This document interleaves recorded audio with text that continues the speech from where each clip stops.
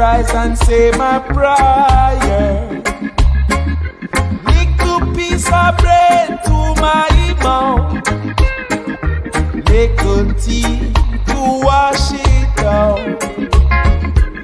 It's my daily tribulation, even though I'm a working man. I work so hard to make ends meet, oh yeah, with one suit and one shoe to my feet. The days are getting so hard, yeah, but I got to keep on pushing on this 9 to 5, working to stay alive. On my 9 to 5, working till sun goes down. As the sun sets in the west, I pack my things and head on home, thinking about tomorrow's journey as I try these streets alone. It's my daily tribulation, oh yeah, searching for liberation, yeah. Got to step out of Babylon, take a step to Mount Zion. The days are getting so hard, yeah, but I got to keep on pushing on this 9 to 5, working to stay alive. Oh, on this 9 to 5, yeah, working till sun goes down, sun goes down. Oh,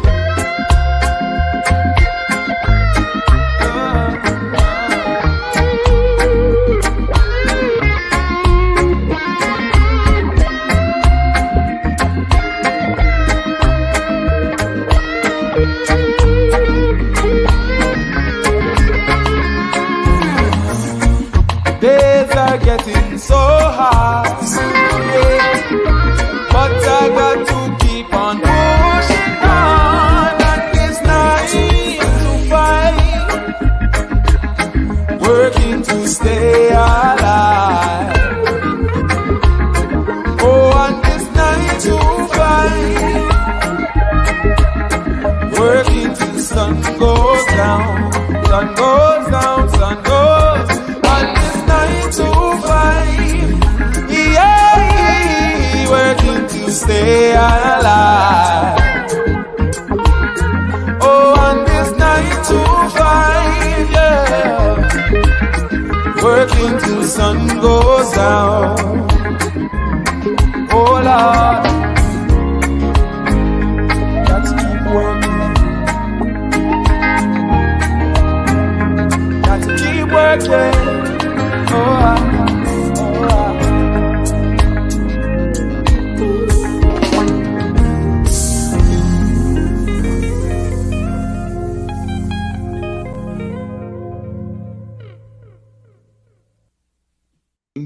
I'm Al McFarlane. Welcome to Conversations with Al McFarlane. Glad to be here and glad to have you along.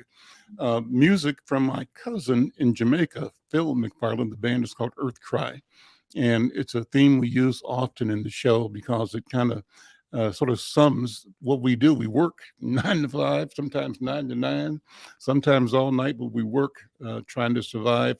And that's kind of who we are, you know, and something that we can be proud of, something that we accomplish. And today I want to talk about what do you do to step outside of work for a minute to get a little relaxation and recreation.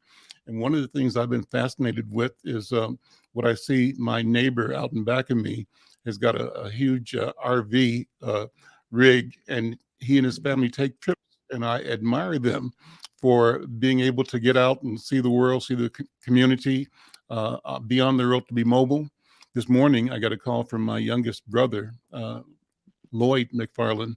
And Lloyd said, Al, you should talk to me and some of my friends and neighbors about RVing, about RV vacationing, weekending, whatever.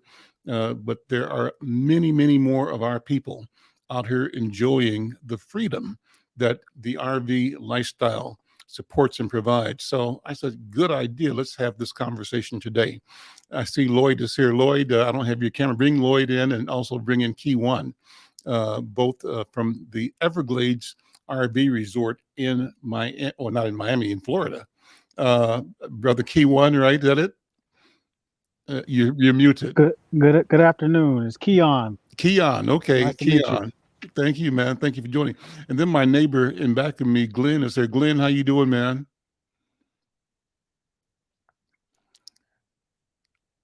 I don't know if you can hear me, Glenn. I'm good. I don't know if you can hear me or not. Can you? I hear you perfectly. Yeah, perfectly. I can. And then I can hear you. Oh, okay. Yeah. No, we hear you just fine. So I'm glad you're here. And then Lloyd is on the call, but no video yet. So I got Lloyd in the chat. So Lloyd, maybe you're working that out so we can talk to you. But you know what? I wanted to take today. This is like the end of year season for this program, and for a lot of us, sort of looking at what we did last year. It's a time we get together with our families. Sometimes that's complicated now by COVID-19. And one of the things that we don't talk about enough, I think, is how we interact with the environment, with our community. And our community is more than our neighborhood. It's the wilderness all around us. It's the parks, it's the rivers, it's the lakes, it's the ocean. There are many, many ways for us to find ourselves and know ourselves and enjoy ourselves and enjoy the world, enjoy nature.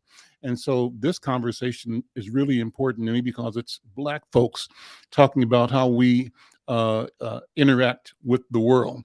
Glenn, let me start with you. Hopefully my brother Lloyd is trying to get video in. I see he's in the backstage, but we'll get him in a minute. But Glenn, brother, I've been seeing you with your RV out here in back for the longest, and I admire you. What made you decide to do RVing as one of your activities to, relax and to be yourself?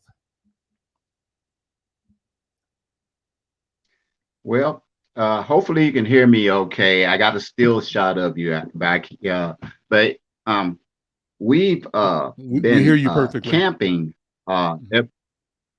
Okay, we've been into what you call camping for ever since probably my early 20s. Mm-hmm. You probably noticed we had an old camper back there many years ago. Yep. In fact, I bought it from my uncle, who was a camper out in Massachusetts. And also my first oldest cousin is a full-time RVer and always have been as long as I can remember. And once we went out and experienced what that was like, it was incredible. And it was a great experience. And my wife and myself, and we were just stunned that, of course, we're the only ones that we saw around that looked like us that was doing something like that. But we've been just enjoying that camping lifestyle for as long as I can remember, 40 plus years now. Mm-hmm. And we wanted at one point to become full-time RVers. And this is back when we bought our fifth wheel, and this is right before Katrina hit. Mm-hmm. We were on vacation and camping, of course, down around Mississippi and Louisiana and that. So this is why we bought this fifth wheel camper, because we thought eventually that would be a lifestyle, But when Katrina hit, it changed everything as far as us, living a lifestyle, because we wanted to do it in the South. Oh. So, but it has been, we try to get out as much as we can. We do a lot of local, and of course it was kind of bad because of COVID last summer. But it is a great way of life, I think, And I think we all need to try to experience that. We love it. So, That's exactly the energy and the tone that my brother had when he called us. When he was excited to say, "Al, you ought to be talking to us because we're doing. It's just, and it's more of us than you think doing this." And I said, "Well, let's do the conversation. Let's do it." So, Lloyd, are you there? We don't have your camera working, right? But you're there, right? Lloyd, can we hear you? Are you hearing us, Lloyd? So we'll work that out. Lloyd, here's Keon. Keon, how you doing, man? Good to see you. Good. How you all doing? We're doing well. Introduce yourself. Talk about you. What's your story as an RVer? All right. So I'm Keon. Been RVing since 2020. Got into it. We were thinking about doing it prior to the pandemic, and then the pandemic hit and made things a little shaky, like uncertain. But we were still able to get ours and get our spot. And we did actually go like head first, full timing. But I'm in the military, so I was able to like save some of the money from that the military provides for housing by living in a RV, and especially in military where the cost of living is high. You can save a lot more money. So if people have debt, they can get out of debt very quickly, very easily, just by living in an RV, because you do save a lot of money and you're outside a lot more, which a lot of us need to do, kind of related to your topic today too. So that's kind of our background in it. We have no history, no relatives that were camping, doing any RVing at all. The closest thing I probably have is my family in Virginia, lived in manufactured homes, but that's about it. That's the closest thing I have to it. Are you in the military right now? You still in, or are you out? Yes, active duty. What branch are you in? Air Force. Air Force. Well, listen, thank you for being in the military. I'm a veteran, so hats off to you. I think, Glenn, are you a veteran too?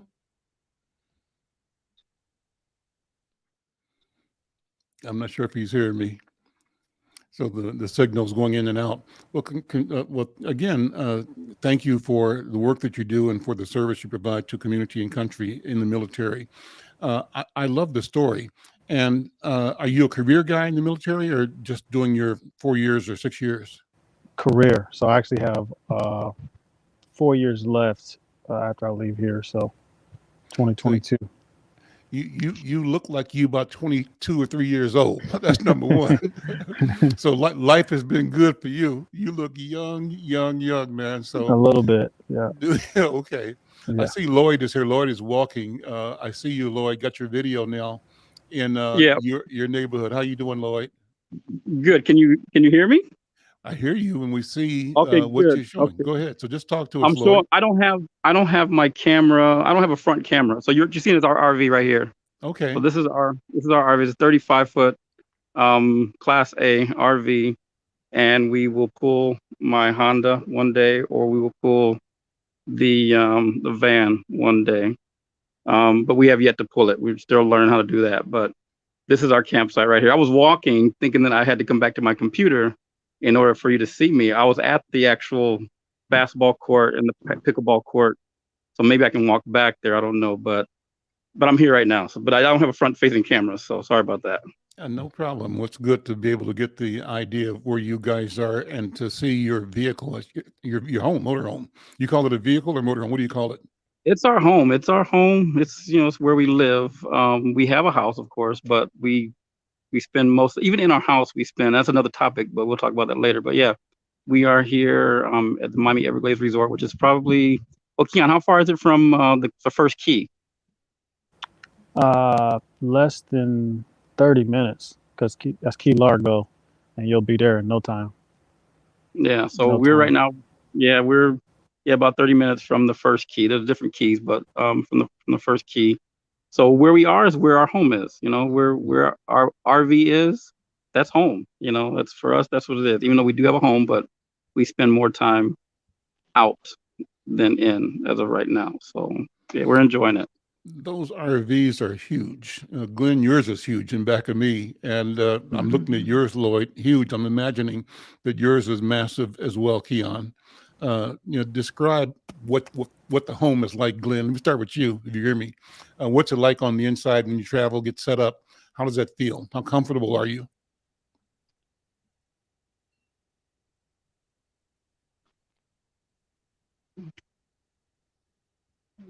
So I think we got some connection challenges with Glenn.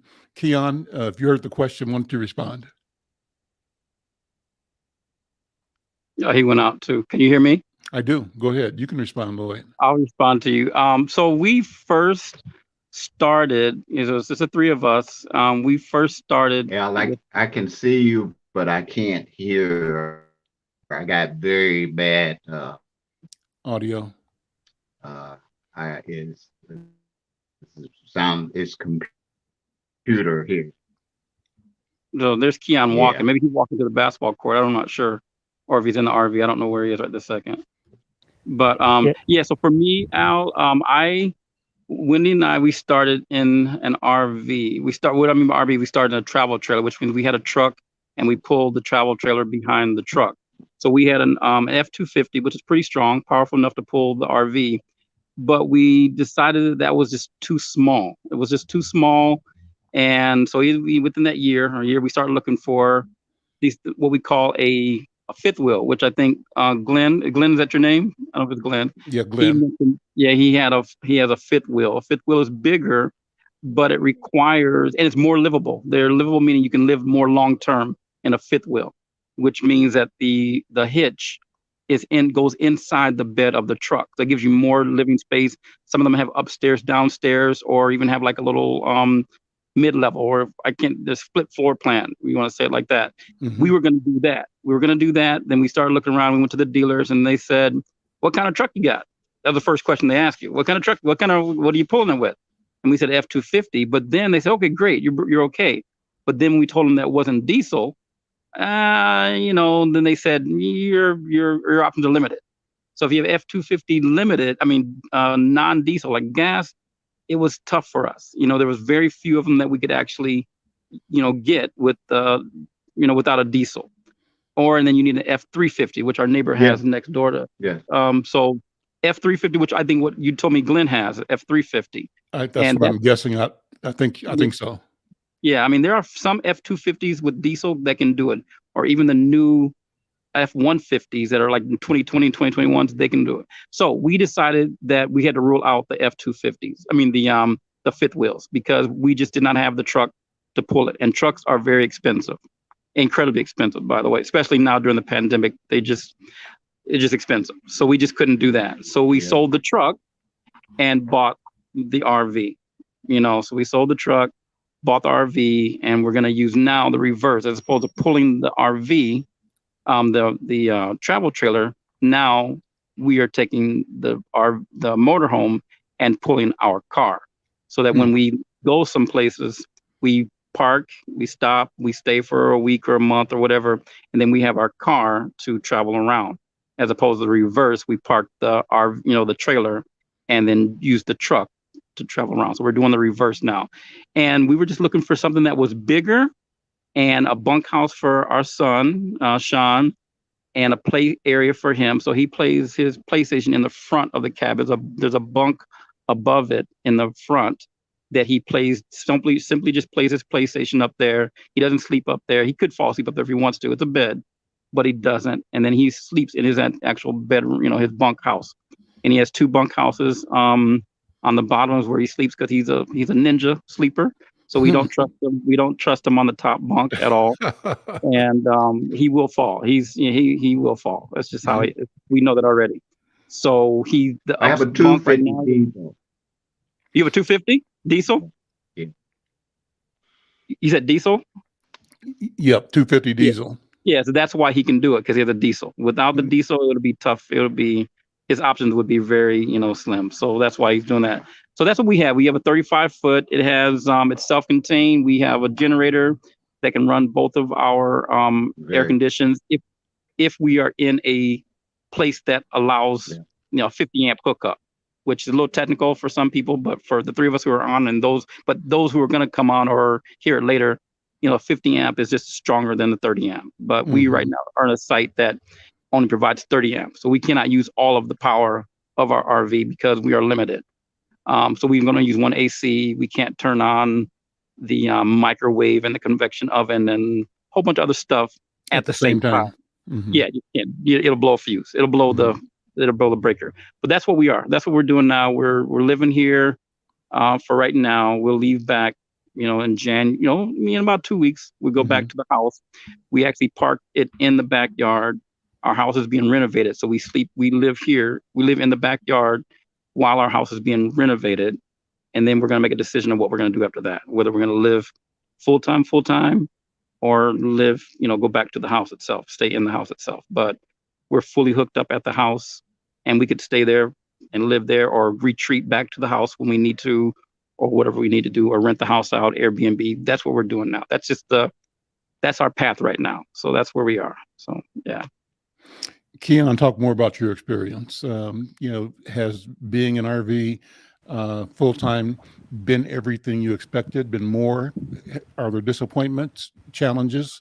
What's the story for you? So whenever you about to do something this drastic and different, I definitely recommend anybody do your research if you're planning to do it full-time like we were, because we had no past experience. And so all of my research led me to, hey, there's going to be, like, if you buy a house, there's going to be some maintenance on the house. Same thing with these RVs, especially if you're traveling a lot, there's going to be some maintenance on it, like minor things. That's what I have. Right. So, can you hear me, Al? Yeah. Yep. Yeah, we can hear you. Yeah, I got a 250 diesel, Ford F-250 diesel. Yeah, they can pull a lot. They can pull a lot. So what I was saying is, this. But I had graduated. Go ahead, Glenn.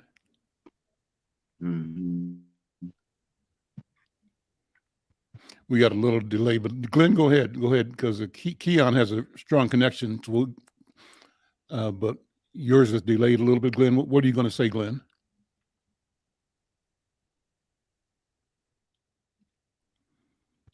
So that's kind of the delay factor there. But Keon, go ahead, and then when Glenn comes in, we'll just float with that as well. Okay. Okay.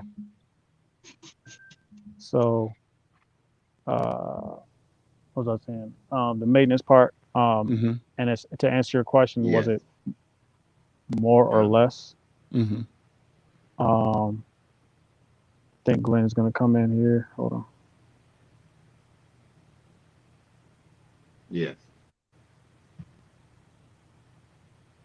Maybe not. Okay. All right. So, as far as the expectations, it was actually it's better than I expected, because I came into it thinking I was going to be a lot of like things breaking down and a lot of maintenance happening, but there's actually way less. And then especially once we actually had to travel, so the military sent me to Mississippi from Miami this summer for 3 months or so, or a little less than 3 months. And so instead of my family being apart from me during that time, like a lot of military members have to do, I could take my family with me and my house. So I didn't have to pack.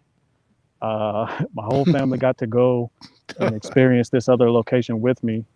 And then when I got off work, I could see them. I could be with them. I could spend time with my kids still and not have all right, I've been gone for this long and now I got to come back home, and, everybody misses each other. And then you got to, make sure your kids are still doing what they're supposed to be doing and things like that. So, it's actually been great. And then stopping in different places and then seeing different parts of the country, and just, there's actually more of us out there than we saw, than at least than I thought. But I like most people, I went and searched, like, okay, let me see if there's any Black people that even RV on YouTube, and there's tons of them.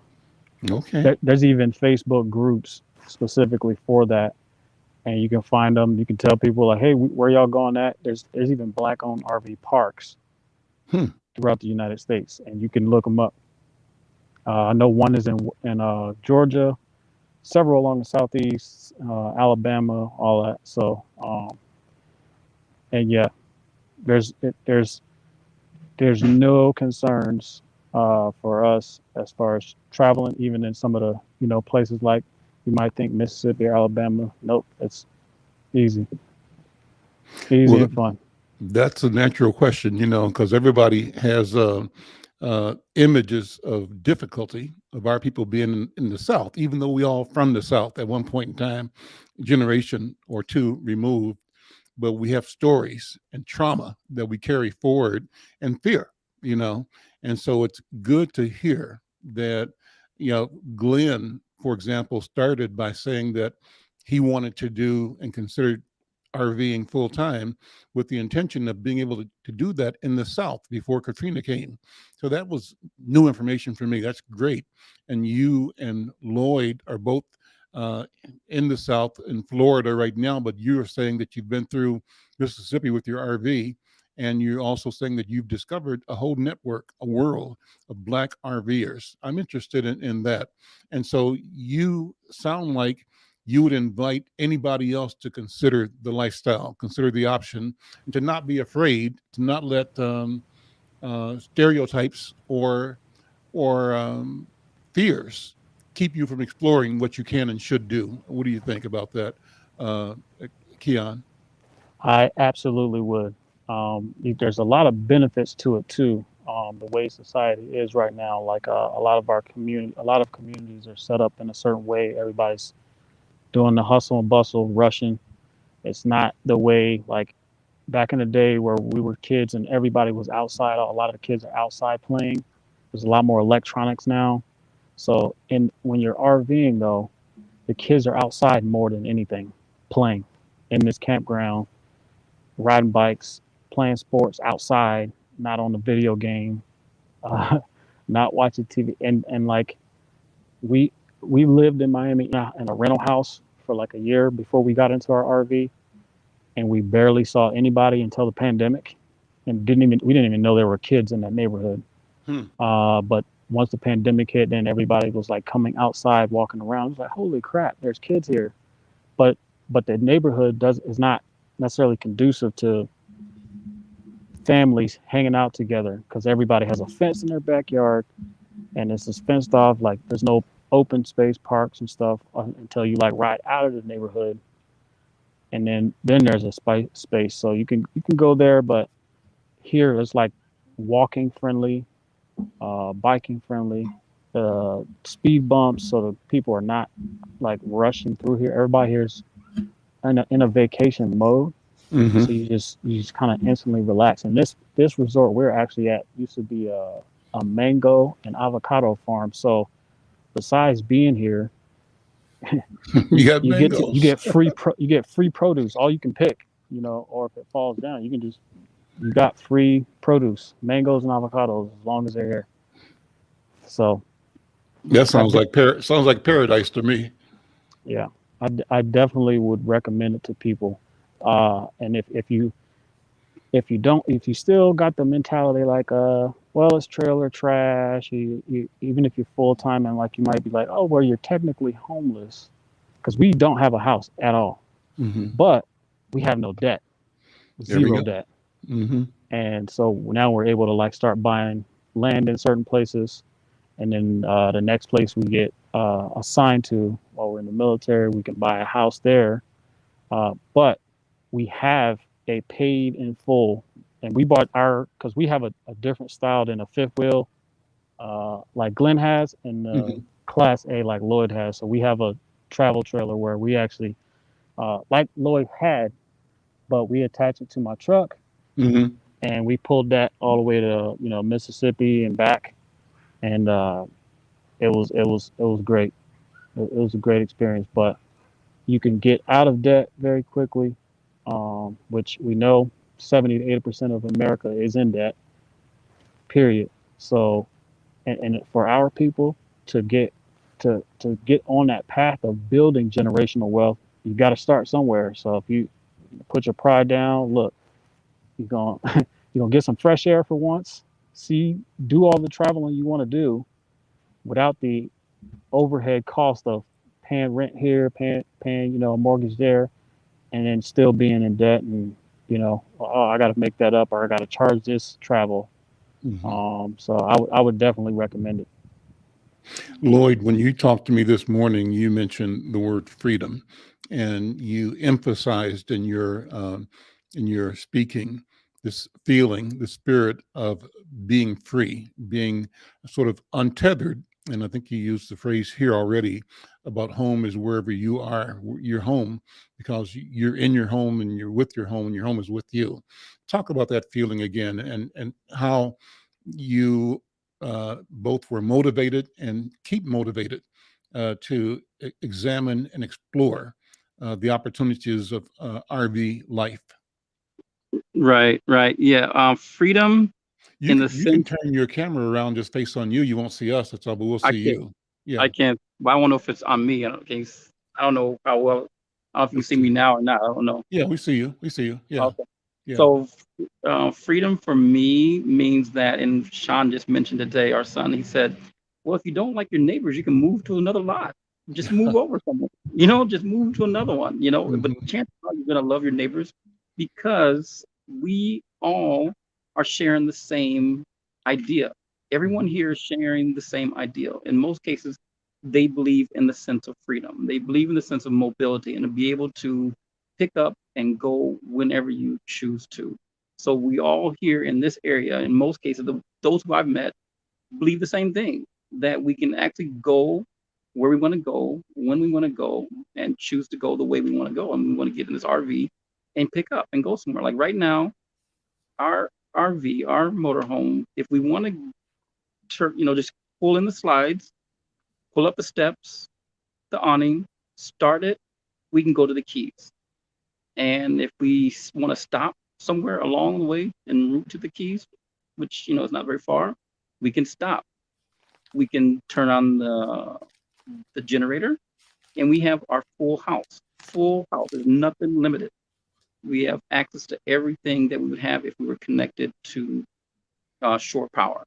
We have water tanks. We have a restroom, the shower, the microwave, convection oven. Everything is fully operational on the road.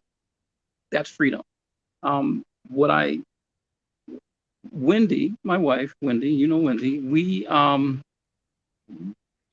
we both, her father loved to drive. He loved it and he used to go take them on Sunday drives, but not very far, but it seemed far for her, but not very far, probably down here to this area where we are. Um, and our father mhm. always dreamt of getting in an RV and traveling and going places. That's what mom said. She said that he always wanted to do that. So the both of us, that was our motivating factor to do something that our both of our parents wanted to do but did not get a chance to do it. So we're kind of living out their dream. And it's the best thing that's ever happened to us. Now, what I didn't know is that Wendy does not want to return to a brick and mortar. When we call brick and mortar, we mean a house. Yeah, yeah. She is totally okay with living in this motorhome Mhm, forever. Didn't know mhm, that when we first started out. Because I said, mhm. listen, let's take it slow. Let's move into the backyard. I'm going to tell the whole story because it's a longer story, but the short part is we were moving to the backyard of our rental. And we did that. We still own that house, but it's not rented right now. It's going to get remodeled, but we're still going to live in the backyard. The freedom is that we can, our house, when we park it in the backyard. When I mean the house, I mean this motorhome. When we park it, we can just back it up and take it on the weekends now if we want to. But Wendy is okay with taking it on the weekend and never coming back, like never coming back to that. She is totally, she's gung ho, and she's looking to find me she's trying her best to look for jobs online for me. I have a Mhm, steady job. I teach, and I can teach online. The pay is a little different, so that I have to get used to. My son, Sean, is homeschooled. My wife is a teacher, and she homeschools him. And we do outsource a lot of things, and we outsource the mathematics. We have a tutor for mathematics, and then his sports. He still does sports locally. We have coaches that work with him in sports. He's in the YMCA, and even though we're down here, like an hour from our house, there's a YMCA here as well. So he's in the Y right now. As a matter of fact, he has practice today. So we've done this whole month here. We can do that anywhere. Where there is a YMCA, he can join the clubs there, and work out, practice, join the team. So everything we can do physically at a home, we can do on the road as well. And that's the freedom of this whole thing. Our dog, we have this thing called Banfield Medical. So he's old. There's Banfield pretty much everywhere in the United States. So we do take him to doctors, vets here in this area. Sure. It's paid for, the plan. And he gets sick a lot. We just talked about that last night. Kian has a dog that they're feeling it. They're feeling the pinch. But you can travel with your dog. And that's a thing. We used to go to Disney World and, without the RV, and want to know what do we do with our dogs. And we had to put them in a shelter at home or have a family member stay with them. Sometimes family members don't treat them the way you would treat them. Mm-hmm. So you got to be careful with that. But now our dog is with us all of the time. And that is the best feeling, that he's there. And he can bark if he wants to, if he's in the dog. But he doesn't bark very often. So our whole family is right here. What Keon mentioned is that, I, as a school teacher, there are parents who used to tell me that, okay, one parent in particular, she said, well, my son is, forgive him, but his father is being deployed next week. So you are going to notice a difference in his behavior in the next 3 months. And sure enough, he was deployed, the father was deployed, and this kid turned into a different kid. Wow. That doesn't happen with Keon, because Keon goes home every day. He takes his home with him, and he comes back home to it every day. So that gap that they're missing, that the other kids are missing when the kids are when the active duty members are deployed, that doesn't happen with Keon and his family. And it's amazing to see how well the bond is. It's a strong bond, great family. I mean, I would have never met them had it not been for one day. We stayed here last year, and we just saw a kid bouncing a basketball. And I said, look, he's black. I said that. I didn't say it to Sean. Look, another black family. So I rushed out there and just tried to make a way to figure out how to introduce ourselves. I don't know how it ended up happening, and then from then on, it's been last year, like for a whole year. So the freedom of this and meeting people and not just from people from a different state, but you meet people from other countries as well. As a matter of fact, there are people two rows over from Hastings, Minnesota. And there's a lot of Minnesota license plates. There's snowbirds. You see people from Canada here. There are people from England here. There are people from all walks of life here. Just you don't see as many blacks, but they're around. And Keon was telling me that they're around, and I didn't know. He said maybe the Southeast. What were you saying about the Southeast, Keon? There are a lot more blacks RVers, or what was that you were saying? Do you remember? Yeah, they're all over. Like we're not so much staying in the Midwest like for full timing, because it gets real cold, and to be honest, nobody is. But we're on the West Coast heavy, and you can look in these. You can go to Facebook and just type in black RVers, black campers, African American RVers, African American campers. Tons of groups.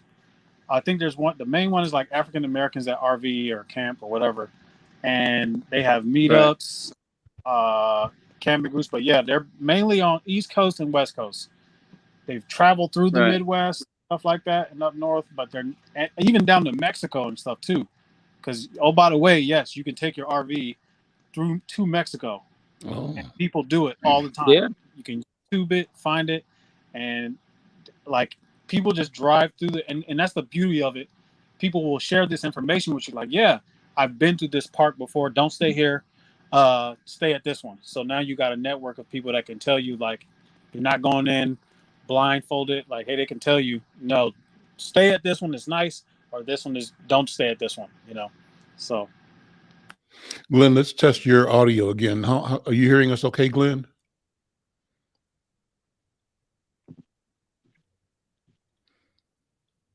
No, but I think Glenn's link is going in and out. So this is fascinating. I'm so glad to have this conversation. I'm Al McFarlane. This is Conversations with Al McFarlane. Just so you know, we're streaming live to the Inside News Facebook page. We're also streaming live to Black Press USA. We're on YouTube, and from YouTube via StreamYard, connecting to our Facebook and other social media platforms. And I'm saying that to say that we want to grow what we're doing. These conversations are fun, they're just enjoyable. And kudos to our world and to the advancement of technology that allows us to have conversations like this anywhere, anytime. And so if you're listening and watching on Facebook, please subscribe to my channel. Not on Facebook, on YouTube. Subscribe to my channel. I want to grow my YouTube channel. We've got around 180, 200 subscribers right now, but our goal is to get to 1,000. And so if you are listening, if you're catching us on Facebook, go over to YouTube, find this program, find Al McFarlane on YouTube, and become a subscriber and share. We really think that we're doing fun stuff, useful stuff. Tomorrow, for example, tomorrow's show is going to feature Minnesota Attorney General Keith Ellison. Keith Ellison successfully completed the prosecution of Kim Potter. Kim Potter was the Brooklyn Center, Minnesota police officer who is white, who said she mistakenly fired her taser, killing Dante Wright. She mistakenly fired her gun when she intended to fire her taser. And obviously, that's a high-profile case, and it's especially high-profile because this is the same community where, the same Twin Cities metro area where a year before the execution of George Floyd took place. And so there's this heightened awareness about the challenges that we are facing in the community and in the country, and how we're going to respond to making our country what it can be, how we make it live up to the principles and the ideals of justice and equity. So tomorrow's show is with Keith Ellison. On Wednesdays, I talk to entrepreneurs, a group now I'm working with, Lloyd, cousins of ours. You don't know her yet, but Kenya McKnight is the leader of a group called the Black Women's Wealth Alliance. And Kenya is a serial entrepreneur, and her business is inviting other people to become entrepreneurs, particularly Black women. And she's organized a marketplace at the end of the year. This is our second year partnering with them to support them. It's called the Bee Marketplace, and it's a place where queen bees do their thing, right? Show their entrepreneurial skill and gift and bring their products to market. We support that at Inside News. Thursdays, and so I was going to say this on a few months ago, I met Kenya first when she was, I was active in the precinct politics, Democratic Party, and she was a young firebrand. She walked up at one of the precinct caucuses and said, I'm going to announce that I'm running for, I think, the city council, or maybe say, I think the city council. And Mr. McFarlane, would you introduce me and announce me and endorse me? And I didn't know her then, but I said, sure, because I liked the energy, the vibe. Right. I did. Sometime later, maybe a year or two later, I'm on one of the Sykes family websites, Sykes 1000 or Sykes Family. Our mom, Keon, is a Sykes out of Sunflower, Mississippi. That's where our family base is. And I go into this website and I see Kenya McKnight on the Sykes family website. So, Kenya, what you doing on my family's webpage? She said, that's my family. So as it turns out, small world, we're cousins, right? Very small. And we're working together. And then on Thursdays, I talk to a team of lawyers and community activists. Well, that features our cousin, Burnell Powell, the former dean of the law school at University of South Carolina, former dean of the law school at University of Missouri, Kansas City. And then I don't know if you knew Kamal King. You might be too young, Lloyd, to have known Kamal King, but Kamal King is also an attorney. Kamal King was he came to our grade school, D.A. Holmes Grade School in Kansas City in the third grade. So he's been a friend of the family since the third grade. And also she's in the background. You don't see her, but she's on this program. Brenda Lyle Gray is the reporter on staff, the columnist on staff that writes these stories that appear in Inside News based on these conversations. She was also in my kindergarten class at Booker T. Washington School in Kansas City back, must have been 1950. We must have been in kindergarten in maybe like 52. 53 around there. So amazing. So this is a place that we bring people together, family together, and have conversations that are local, but they are global, because at the end of the day, we talk about experiences and experiencing the world in ways that show our stories are similar wherever we are. And as you say, Lloyd, it reflects the spirit of home being wherever we are. So I'm glad to do that. So that's my commercial, inviting people to support this program, to enjoy it, to give us ideas, to be on the program, and to help grow the connectivity. Why? I believe that we have an obligation and an opportunity to be co-creators of the future. And we do that by engaging and embracing each other's ideas, and where we can, finding ways to support each other, to business with each other, to build economies that reflect and that suit our sensibility. So glad to keep doing this. So Lloyd, that's wonderful to hear that you and Wendy and Sean are so comfortable with the idea of being RVers for life. And I want you both, Lloyd and Keon, to talk more about this, the question of perceived safety. I love Mississippi. When I go to Mississippi, I go to Jackson in a town called Crystal Springs, which is where my wife is from. I love it. I love being in the South. And I love that despite the fact that I grew up with this idea that the South was dangerous for Black people. And it probably is in certain places, but Minneapolis, we've proved, is dangerous for Black people. Ask George Floyd and ask Dante Wright. So what about how we have the sensibility, the courage, the common sense to navigate and to be part of the change that our society is going through? For me, I think, and I think Keon mentioned it one time, I showed him pictures of Ray, our brother. He has a fish house. Mhm. And Keon said, "What? Black people have fish houses? What do they Yep. do out there in the cold with a hole in the floor?" And Mhm. so I showed him pictures. He said, "Wow, that's a whole setup." And these Black folks doing that. We don't know. We didn't know that. He didn't know that took place. So this forum right here is actually enlightening him too, because he said he wanted to know more about that. And as far as safety in the community of RVing, you have to and you have to be aware of your surroundings, but at the same time, when we're talking about RVing, by the time you get to RVing, you will have heard so many stories. You will have heard the bad stories, but you will not have heard too many people, these bad things happening to them on the road. More things like you just mentioned in Minnesota will happen while you're sitting there at your own home than they will happen when you're on the road. That's just been my experience when I'm watching all these YouTubers. And not only that, you are actually moving towards something. And if it's not for you at that particular spot, again, you can pick up and move on. You can go somewhere else.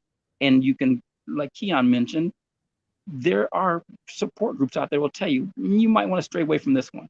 If you like this, then go here. Right. People can send you signals of what works and what doesn't work based on what you want to get out of it. So there's the family, this RV family. It is a family, because we all here are protecting each other. We're here. I mean, my neighbor's from Oregon. Next door, they're from Florida, but they're going cruises all the time. But they'll be here until April. But we still look out for each other. So when he was gone, when they were gone on the cruise, we looked out for his RV. We made sure everything was okay. But we don't know them, but we have one thing in common. So that's where safety comes in. If something were to happen to his RV, I would be able to let him know, or take care of it. You know, if Mhm. it's something happened to his tank, I would be able to fix it, or at least A storm yeah, happens, right? Yeah. exactly anything. We would be able to take care of it, even though I don't know him. You know, we know each other because we are sharing the same experience. So the safety issue is that I feel safer, you know, and Wendy actually feels safer here than sometimes when she's at the house. Go figure. You know, we have everything that we want is right here in our RV, and I feel safe. And again, Keon mentioned how our sons, he has two sons, they can get out and ride the bikes. There are speed bumps, and people look up for each other. We start knowing who each other is, you know, and we start saying, hey, you know, you might want to slow down, and no one really wants to speed anyway, because Mhm. it's a lifestyle where it is for you to take your time and to go slow. And as a matter of fact, in the RV world, going slow is the way to go. But you Yep. start speeding, Cruising, right? you have to cruise. You have to go slow. You have to, I used to wonder why everybody's taking their time, just going slow. Like you guys move too slow. But that's why you're here. You can let life speed up as long as you want to, but you get to control your flow right here in the RV world. You get to see everything. You know, just yesterday or 2 days ago, Sean and I went on a bike ride and we saw, of course, turtles, we saw manatees, we saw these egrets, we saw the not flamingos. What's the other one? The big bird that seagulls, you know, Mhm. going into the water. Mhm. And then Keon just mentioned to me he went to that same place, the same bike trail that we went to. And Keon, what happened? What was it that you said about the seagull going into the water? What was it? Do you So remember? that was it the Oh, heron? the heron, No, maybe the heron, the white. blue herring, maybe. It What was the white birds that Okay. stand out there. Oh, egret. Egrets. So at this Black Point Marina, they have a boat marina, a very popular boat marina here in Miami area, and they have crocodile or alligators in that water as well. So um, these these birds will stand on these rocks that are close to the water line, and these gators, when they see them, it's like getting a Red Lobster platter served to them. And so this is the first time I'm taking my boys there to check this out. We just got to the area, and at this time we weren't in the RV yet, but we went and checked out this area, and we saw the bird there. We saw the gator swimming, and then we turned and looked the other way, turned back after we heard a crash in the water, and then the bird was gone. A tree limb was shaking, and the water had like so I don't know if the gator got that bird or not, but the bird was missing after that. So But that's the experience that you see. That's what you That's can a actually lesson. do now That's when a you're out lesson. here. Yeah. Yeah, you can see all the stuff. Everything here is right here, and you can go slow. You stop on the side of the road. You see something that's interesting. And other people will point things out too. They'll say, "Hey, if just up the road, you'll see this. Just up the road here, you'll see this." And that's how you learn more. Our son Sean is learning more here than he would learn in he's homeschooled, Yeah. so he gets a whole bunch of things. He knows about all the animals. He knows about like we're doing a Washington a trip, up en route to Minneapolis. We're gonna Hmm. stop in Washington. We're stopping in Pennsylvania. And we're gonna unhitch, and then we're gonna drive around. But we're gonna see, the museums and all these things. But he has, there's lessons that go along with them. So that's what we're doing it for our son. Mainly, that's one of the main reasons why we're doing this is for our son who has ADHD. He when he's in motion Hmm. is when he's calm. When Hmm. he's in motion, he's calm. So now with the motorhome, Wendy can teach him while we're driving down the road because you can actually sit. There's buckle. You see. You sit down. When you're buckled in, and you can drive. Hmm. In an airplane, when Sean's in an airplane, they wonder. They didn't even know there's a kid back there because he's very quiet when he's in motion. Hmm. This is what we want. So we're doing this. Wendy loves it. Sean loves it. He gets to meet friends, and he gets to learn and gets an experience that he would not get. And I'm not knocking the school system sitting down in front of Right. because I'm a teacher. So, but for our son, this works. His intellect is a different. It's a different type of intellect. This is world knowledge that he's getting right here, instantly. And Amazing. not only is he getting it, it stays in him. Mhm. We had a kid he played kid with Tristan. I don't know if you know Tristan, Keon, but he played basketball with Tristan every single day, and he forgot to ask him where he was from. But Tristan's from Massachusetts. Sean's never heard of Massachusetts. So next time we're going to tell Sean, from now on, you start asking them where they're from, and you start asking them questions about Massachusetts. Is it raining? Does it snow? And that's how he's going to learn. There's kids from England here. Sean knows nothing about England, but now he knows how to mimic, has that he can create the English accent because he met this kid named Jerry. Mhm. And you have the people from Germany. You have people from, Canada. The French are here. French Canadians are here. And that is what it's all about. That's what this RV lifestyle works out for us. With Keon, his purpose, and he's accomplishing his purpose, debt free it's so possible. It's so possible, but your humility and what your family members are going to tell you. Some of them, you guys didn't do that to me, but I did get laughed at a little bit, but not necessarily from family members, but from people. What are you doing an RV? But you can actually live and create a debt-free lifestyle, and you can do it fairly quickly. But you're not, and we just learned the word yesterday, learned it, but we remember the word, not trying to keep up with the Joneses. That's an inside joke with Keon right now. But Mhm. you have to be willing and know you have a vision and a purpose, and his purpose was to live debt-free, live in a motor home or RV, and you're not paying all the expenses.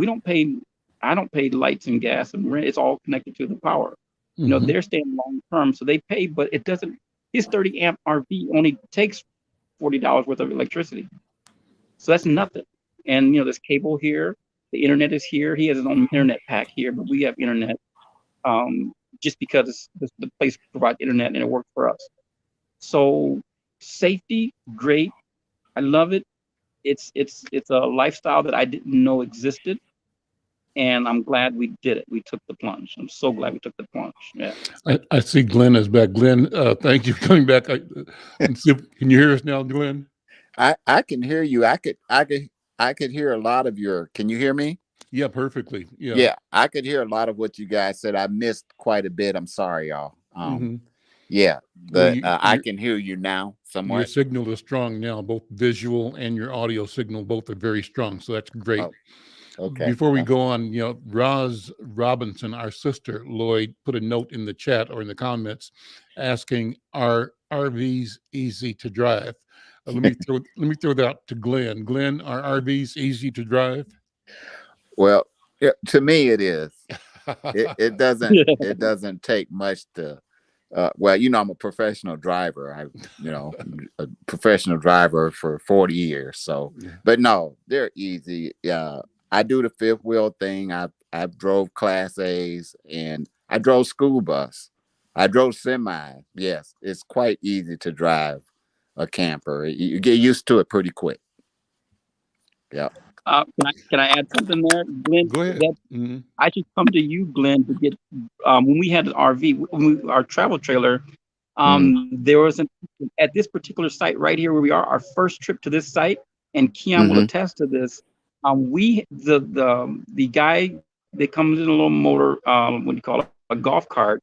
He takes us to our site, right? He takes us to our site. Yeah. So we're going nice into our site, but the site that we were supposed to go to was the electricity didn't work. So he told me, he said, "Hey, do me a favor, just back up 3 spots." This is our second time driving this thing, my second time. And he told me those words. That's the B word. That's a bad word for somebody who doesn't know how to drive an RV, to back up. So I began to back up, and I backed up.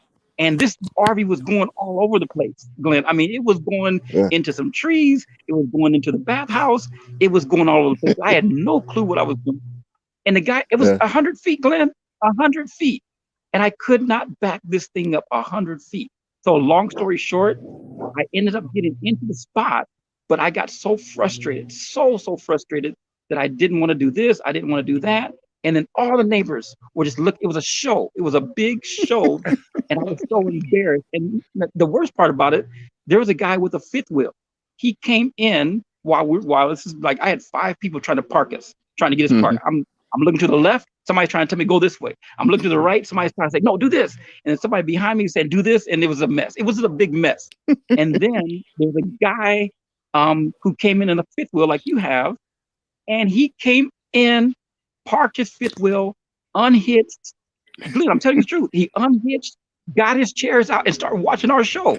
Started watching me mess up. It was the worst thing ever. I mean, I was never more embarrassed, but then at the same time, it was the best experience. I met a lot of people, all in within 25 minutes. Yeah. I met a lot of people, and I'm still friends with some of them now because Yeah. they helped me get in, knew what I was going through. They felt my pain, and they just clapped once I got out. They clapped for Yeah. me. They said, Yeah. "Whoa!" I said, "I did it. We did it." Yeah. And that was amazing. So now, I can back up a little bit, but now that we have our, the motorhome, I don't have the same issues except for when we get the car hitched up. But we'll be okay. Yeah. It's easier now. But yeah, Yes. yeah, We- they're hard. But Glenn, you've been driving, so you get it. Yeah, yeah. So Well- I'll come in with so Glenn is the professional driver, and then Lloyd has some troubles moving in that first go around. But for me, I'd never towed anything before in my life. Mm. I had to drive our trailer from Key Largo up to Miami. So it was about an hour drive because you're not going to go normal speeds with your RV attached, right? 60 is like about the normal speed. 70 once you get comfortable, and then if you're too comfortable, you can be pushing it to about 80 on the highway. So you gotta watch your watch your speeds. But so the first go around, I hooked it up, pulled it very easy, and especially unloaded, it's very lightweight. And then first time we pulled, like as long as you can get pulled through sites, if it's your first, that makes it a lot easier for you. Yeah. Like Lloyd said, if you have to back up and you've never done this before, you're making it difficult for yourself. So just go ahead and even if the park host that's on a golf cart is telling you back up 3 sites, you like, no, I'm gonna drive forward and pull around and try to pull in again to whatever site you need me to go to. But I'm not backing up right now because I'm a novice and everybody can tell that that was my mistake. Yeah. Can I just say one thing? It's like nothing draws attention like when you pull in a campground or somewhere and get ready to park your RV. You got so much attention, and then some of those places, some people are very helpful, and then some will just stand there and watch you and laugh. So, but don't let it frustrate you. It's a great show and a great memory. It's a great show and a memory all at the same time. You'll think back just the same way Lloyd just told that story. That's a funny story. You can look back and be like, oh yeah, I remember that time I was struggling to get this thing in there. So Well, I can tell you as an observer, as a neighbor, it's a thing of beauty to watch Glenn. Glenn and Laura get their camper, their RV in and out of their backyard. And I gotta, well, I won't say it. There's a story, a joke I have told in the past was not suitable for internet or for public, but about people having the ability to drive and to do the impossible driving. And that's how I see Glenn. I say, man, how you do that? And so hats off to all of you. But my own witness is witnessing Glenn navigate his RV. And sometimes you've had your trucks here in the neighborhood too, Glenn. And just amazing to see you drive. So I think people have this fascination and a sense of wonder at how you guys do it. That's why I think Roz Robinson asked the question, are RVs easy to drive? Well, listen, we're at the top of the hour already. This has gone quickly. It's been a good conversation. I want to thank you, Brother Keon. Thank you, Brother Glenn, my neighbor. And thank you, my brother Lloyd. Lloyd, I want to do this more. I had said that one of the things I would like to do is have part of our conversation in Spanish. For those that don't know, Lloyd teaches Spanish in public school. And Lloyd and I are the oldest and youngest boys in the McFarlane family. I'm the second oldest, but the oldest boy, and Lloyd is the youngest and the youngest boy in the family. So we are probably, 20 years apart, Lloyd? I was born in 47, and you were born in 67, 60? Yeah. 60. So we're 20 years apart. And so I always enjoy hanging out with Lloyd and talking to Lloyd and just looking at the world from how it looks to me through my experience and how it looks to him through his experience and that gap in between our ages. It makes for great conversation. And I really, really, really enjoyed being with Lloyd and with Wendy and with Sean. So I'm glad to have this opportunity. I sent a notice out to all of our brothers and sisters, Lloyd, telling them that you and I would be talking, and that if they got a chance to jump on the call. So maybe they didn't get a chance to see. Roz did, but we're going to do this again, and let's bring other people in. One of the most fun conversations I've had was when he had our cousin June from London, our cousin Jill from San Francisco, our cousin Phil. We just opened with his music, was joining the program from Kingston, and we had cousins that you and I have not met in person yet, joining the program from Boston. And I sent a link to another family member that we haven't met personally. You met him, George Hudson. I think he lives in, I think you went down and visited the Hudson family in Florida. Yeah, I'm trying to get a hold of him. Yeah, I tried to get a hold of him like three years ago, but so I need to get you to give me his number because I lost it. I sent him a note that we'd be doing this program, and I also sent it to our cousin Daisy, who I regard as the dean of the family, who's in Kingston as well. So this is cool. This technology is amazing. A way for families to get together, for people to talk about the world that we are experiencing. And I want to thank you all and thank those who are listening. If you like this conversation, do a like, do a share, and let's plan to do it again. Thank you so much. Lloyd, thank you. For sure. Thank you for having me on.